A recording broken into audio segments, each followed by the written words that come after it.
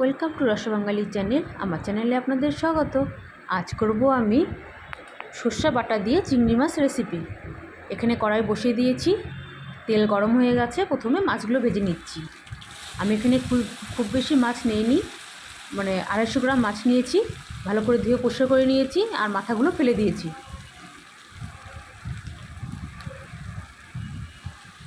এখন একটু লবণ আর হলুদ দিয়ে হালকা ভেজে নেব। খুব বেশি ভাজা যাবে না, তাহলে কিন্তু চিংড়ি মাছটা শক্ত হয়ে গেলে আর ভালো লাগবে না খেতে। তার জন্য একদম অল্প ভাজবো।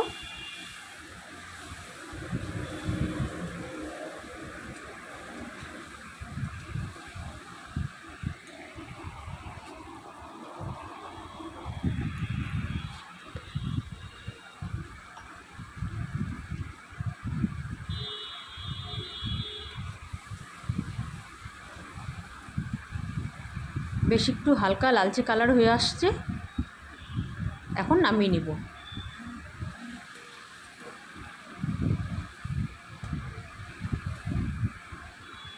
খুবই হালকা ভাজতে হবে, না হলে কিন্তু টেস্ট ভালো পাওয়া যাবে না। এখন এই তেলেই দিয়ে দিব কালো জিরা ফোড়ন। কালো জিরা ফোড়ন দিলাম।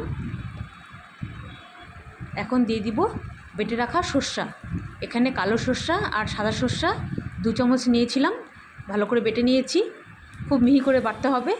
এখন তেলের মধ্যে দিয়ে একটু নাড়াচাড়া করে ভেজে নিয়েই দিয়ে দিতে হবে জল। খুব বেশি ভাজা যাবে না, সর্ষা দিয়ে কিন্তু খুব বেশি ভাজলে তেতো হয়ে যায় সর্ষা। এই জন্য হালকা একটু নেড়ে চেড়ে নিলাম। এখন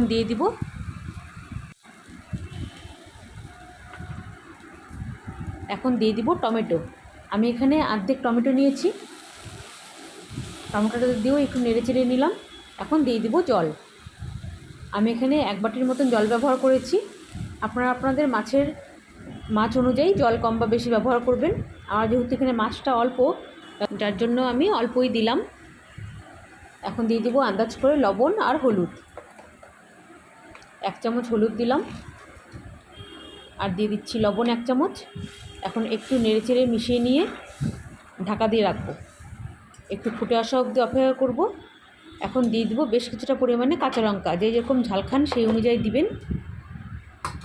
আমি এখানে 8-10টা কাঁচা লঙ্কা চিড়ে নিয়েছি।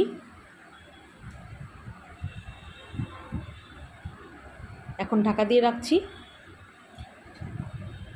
প্রায় 2-3 মিনিট পর ঢাকা খুলব। প্রায় 3 মিনিট হয়ে গেছে। এখন দেখুন ঝোলটাও খুব সুন্দরভাবে ফুটে গেছে। এখন দিয়ে দিব মাছ।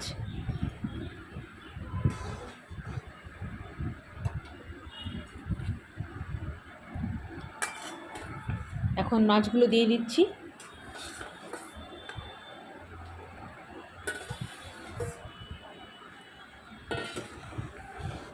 মাছগুলো দিয়েও একটু নেড়ে নিলাম। এখন দিয়ে দিব কাঁচা সরষের তেল। কাঁচা সরষের তেল দেওয়ার জন্য এখানে টেস্টটা খুব সুন্দর আসবে, সেন্টটাও খুব ভালো লাগবে। এখন একটু নেড়ে নিলাম, আবারও ঢাকা দিয়ে রাখবো। জলটা শুকনোর অপেক্ষা করব। প্রায় 3-4 মিনিট পর ঢাকাটা খুলছি। দেখুন জলটা অনেকটাই টেনে গেছে। এখন আমি এই পর্যায়ে একটু নাড়াচাড়া করে নামিয়ে নেব। হয়ে গেল আমার সর্ষে বাটা দিয়ে চিংড়ি মাছ রেসিপি। খেতে খুবই টেস্টি হয়। বাড়িতে একবার হলেও বানিয়ে খেয়ে দেখবেন, খেতে খুবই ভালো হয়। রেসিপিটা ভালো লাগলে প্লিজ একটা লাইক করে দিবেন, শেয়ার করবেন, কমেন্ট করবেন আর অবশ্যই সাবস্ক্রাইব করবেন। আপনারা ভালো থাকুন, সুস্থ থাকুন। দেখা হবে এরকম ছোটোখাটো রেসিপি নিয়ে।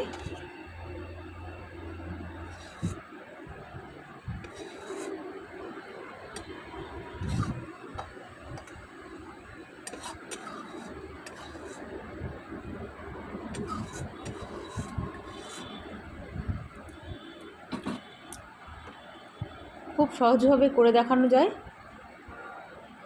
10-15 মিনিট টাইমের মধ্যেই রান্নাটা কমপ্লিট হয়ে যায়। দেখুন কী সুন্দর হয়েছে।